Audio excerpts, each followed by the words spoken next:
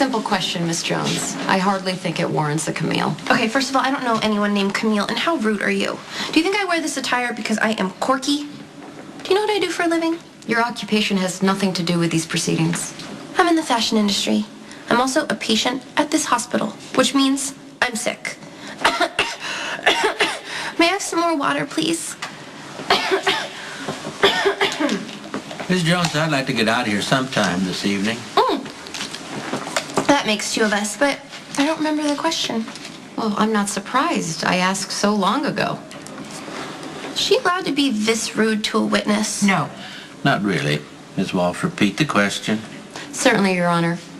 It appears Sonny Corinthos was driving his son Michael's car on the night in question. Was Michael in the car with him?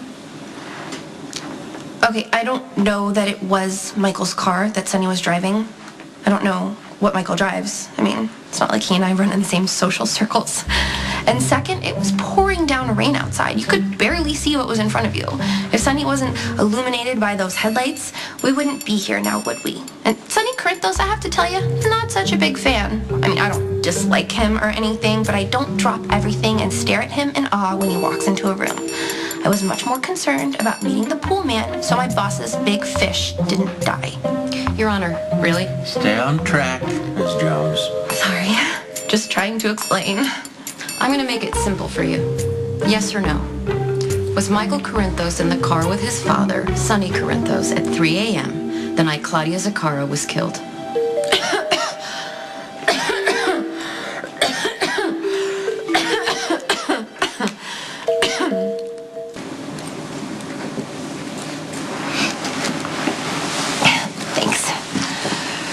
Doesn't matter how many different ways you ask me that question, my answer is going to stay the same.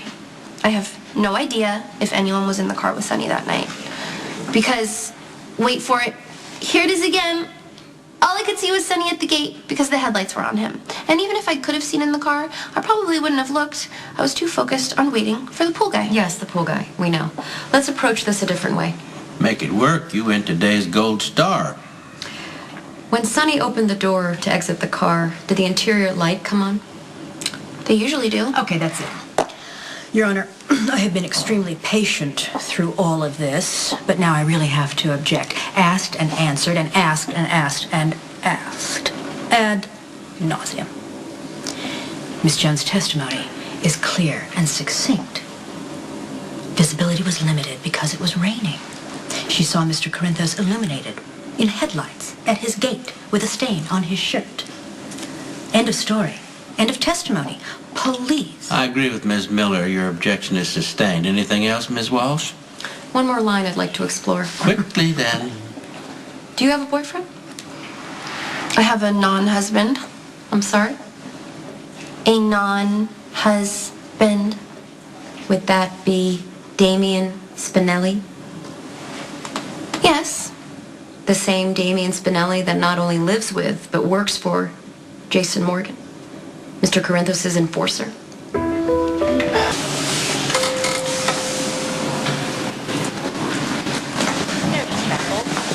What do you think you're doing? Who, me? Do you see anybody else blocking this hallway? I'm awaiting my beloved. This is a hospital. We have to move up and down the hallways quickly with equipment. You are in the way. With all due respect, I would not have to sit vigil in the hallway had you not delivered Max Mista to testimony held despite her weakened condition. I said with all due respect. Unlike some people in this town, I believe in the justice system, and when called upon, I serve it.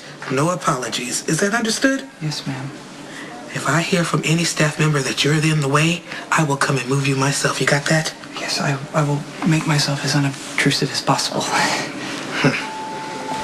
Environmental service, 714. Environmental service, call 2714. Boy, what the hell? Sorry.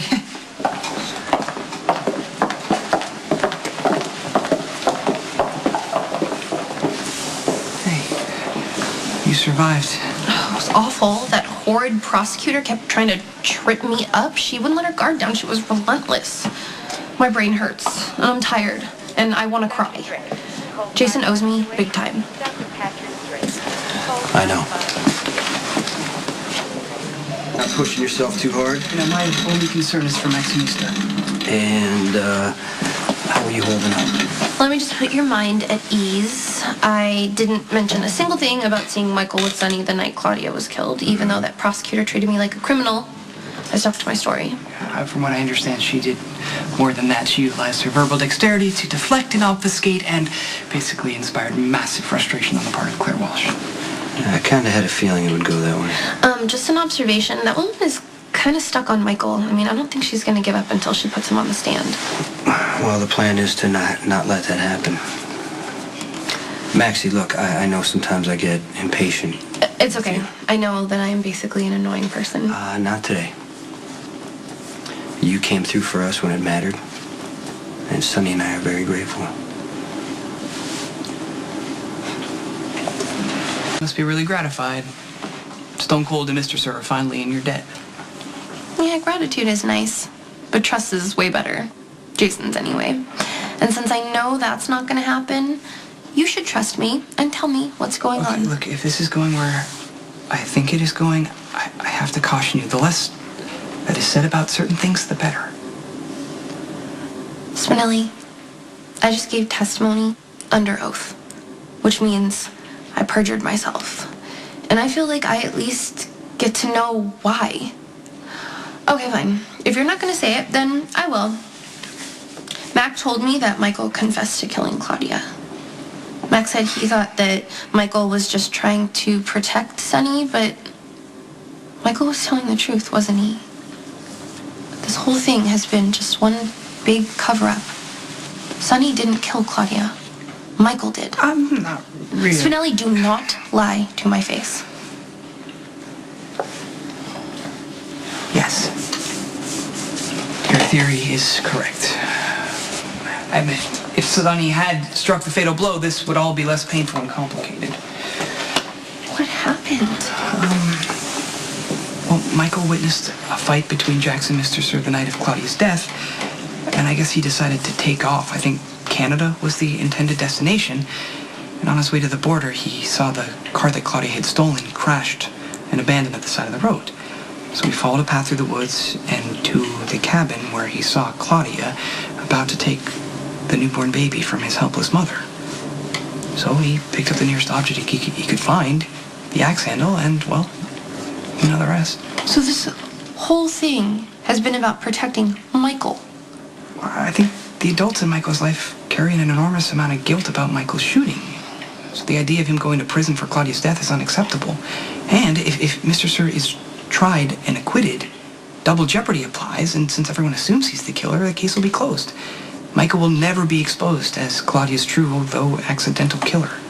Well, I don't know if this is ironic or poetic justice that Sonny is on trial for the one murder he didn't commit. Well, it is noble to put his son's welfare above his own. No, I feel bad for Michael. And Christina and Morgan. I mean, at least Dante is a grown man, fully formed. Can you imagine being a kid in this world and trying to figure things out with Sonny Corinthos as your father?